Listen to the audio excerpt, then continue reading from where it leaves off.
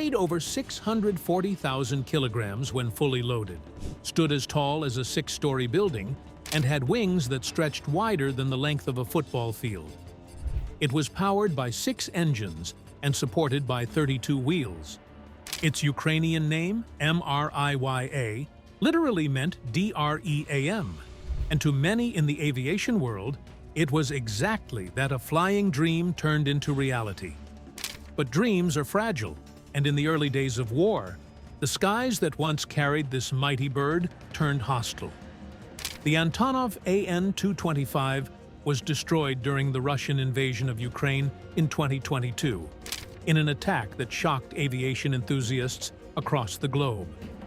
But what exactly caused this giant to fall from the sky? And how did it manage to rise again from the ashes of war?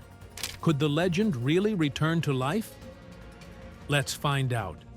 To understand what made the Antonov AN-225 such an icon, we must go back to the late 1970s, when the world was divided between 2 powers, the United States and the Soviet Union. The Cold War wasn't only about nuclear missiles or secret intelligence, it was also about space. America had launched its space shuttle program, which was a technological breakthrough, and the Soviet Union had to respond quickly if it wanted to remain a competitor on the global stage. That response was the Buran space shuttle, the USSR's answer to NASA. But there was a huge problem. The parts of the Buran shuttle, especially its rocket boosters and body, were too big to be transported using any of the existing Soviet aircraft. Rail transport was impossible due to size limitations, and even the Soviet Union's largest airplanes at the time were far too small. The government needed something massive, something revolutionary, something that could carry nearly 250 tons of cargo. And not just inside the aircraft, but sometimes mounted on top of it.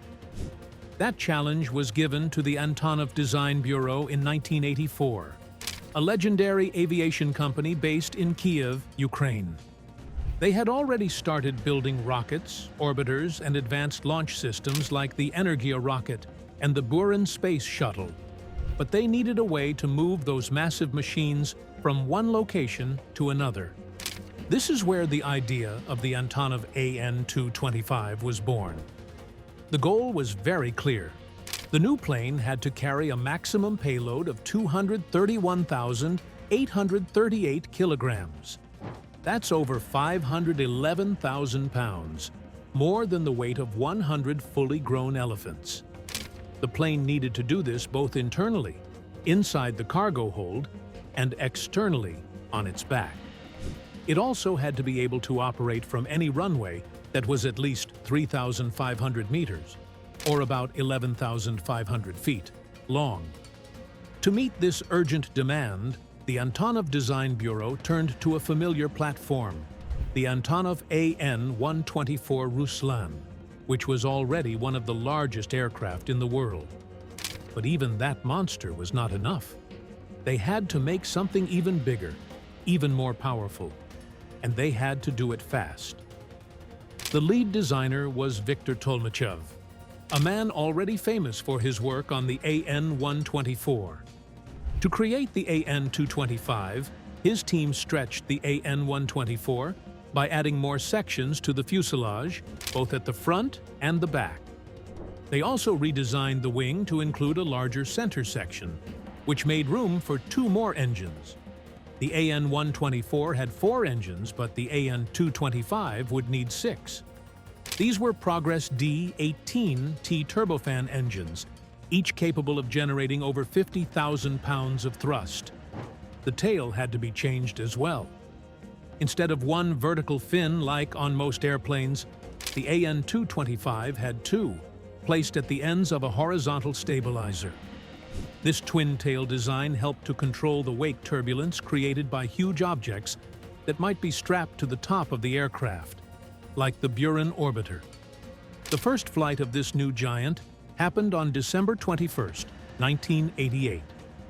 Just a few months later, in 1989, the world got to see the AN-225 in action at the Paris Air Show.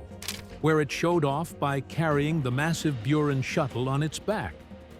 In 1990, it also performed in front of the public at the Farnborough Air Show in England. The sight was unforgettable. A flying beast with a wingspan of 88.4 meters, a length of 84 meters, and a maximum takeoff weight of 640,000 kilograms. This was not just the largest plane ever built, it was the heaviest as well. Originally, 2 aircraft were planned. Only one was fully completed. It was registered first as CCCP 82060 and later renamed UR 82060.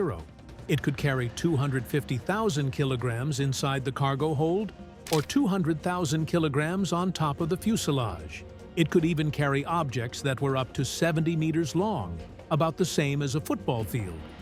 The second aircraft was never finished. It was about 60 to 70% complete by the time the Soviet Union collapsed in 1991. After that, the money dried up and the huge airframe was left to collect dust in a hangar. Over the years, many efforts were made to complete the second AN-225. In 2006, Antonov announced they would try to finish it, but the work kept getting delayed. By 2009, nothing had been completed, and the plan was once again canceled. In May 2011, Antonov's CEO said they could finish the second AN-225 if they had $300 million.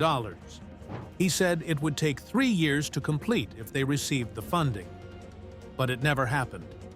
Even though by 2016, the aircraft was still sitting in storage, almost 3/4 done, it remained an unfinished dream.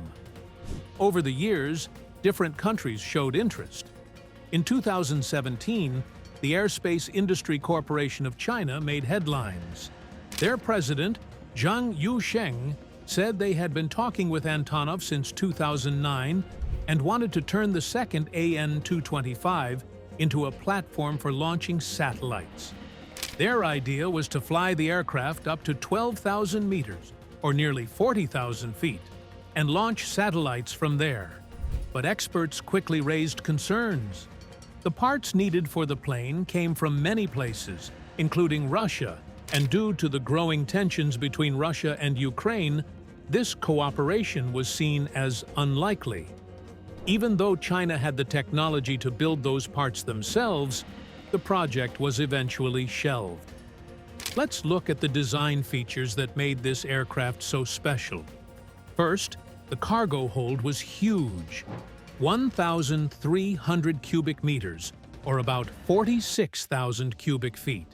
It was 6.4 meters wide, 4.4 meters high, and 43.35 meters long. That's longer than the distance covered by the Wright brothers' first flight in 1903. Inside, it could fit up to 80 cars, or 16 large shipping containers. The loading process was made easier with 4 overhead cranes inside the cargo bay, each able to lift 5,000 kilograms. The aircraft had a landing gear system with 32 wheels. Some of these wheels could turn, allowing the plane to make a full rotation on a 60-meter wide runway. Just like the AN-124, it had a front nose gear that could kneel to help with loading and unloading. The cockpit was on the upper deck.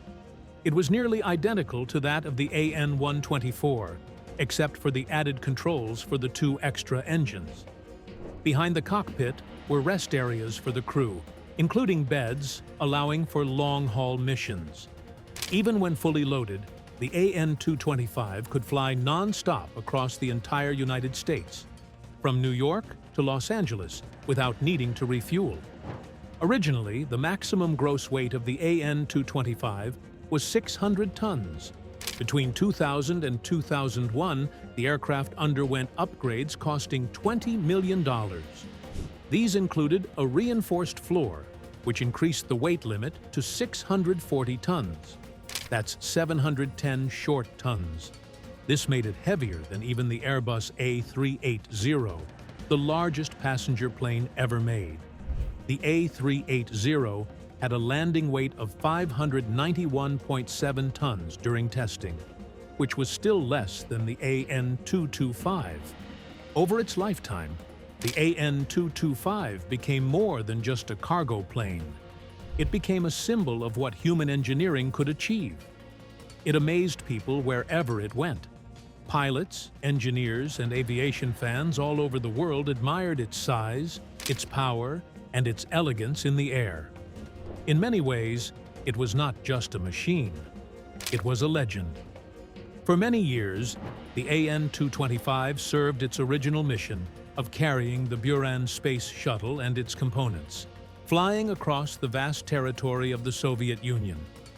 It performed flawlessly and made several impressive displays in air shows around the world. People came in thousands to watch it land, and even more to see it take off, because the idea of something that massive leaving the ground felt like watching a miracle with engines. But just 3 years later, in 1991, the Soviet Union collapsed. The Buran space program was canceled, and the AN-225, once the pride of a global superpower, suddenly had no purpose. It was moved to Hostomel Airport, just outside of Kiev, and was left unused.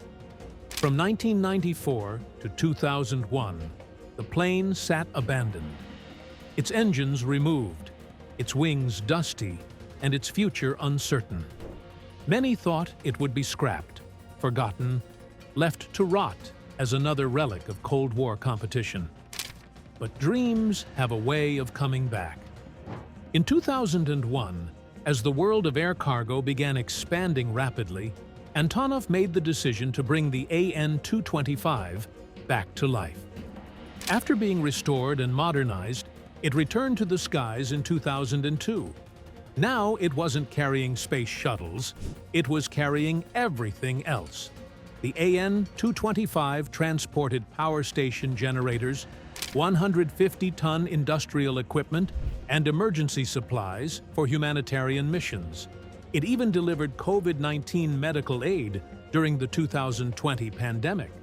In one mission, it carried more than 1 million face masks and protective gear to Europe, proving that even after decades, the aircraft was still relevant, still vital, and still majestic. Over the next 2 decades, the AN-225 broke more than 200 world records, including the heaviest airlifted single item, which was a 189,980-kilogram generator for a power plant in Armenia. It also carried the longest cargo item ever transported by air, 2 42-meter-long wind turbine blades from China. These records weren't just numbers. They were reminders that the aircraft was designed not just to fly, but to redefine what flying could mean. But then came February 2022.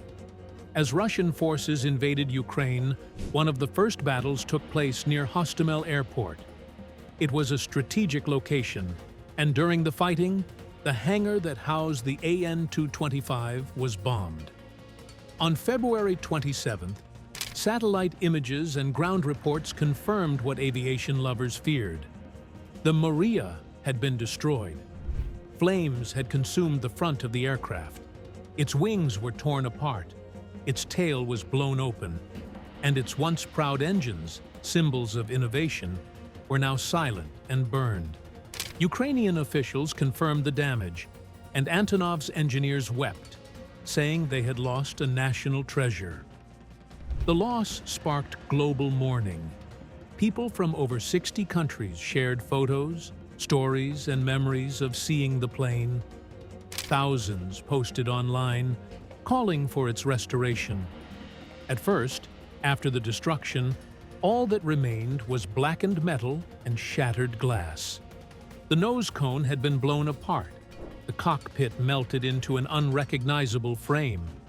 The hangar at Hostomel Airport, which once stood as a quiet cathedral to Ukrainian aviation history, now looked like a war-torn ruin. For months, nothing moved. The world mourned. But within the smoke and ash, something extraordinary began to happen. The idea of rebuilding Maria wasn't forgotten. It was growing. In the end, don't forget to give this video a like, smash that subscribe button and also ring that notification bell while you're down there.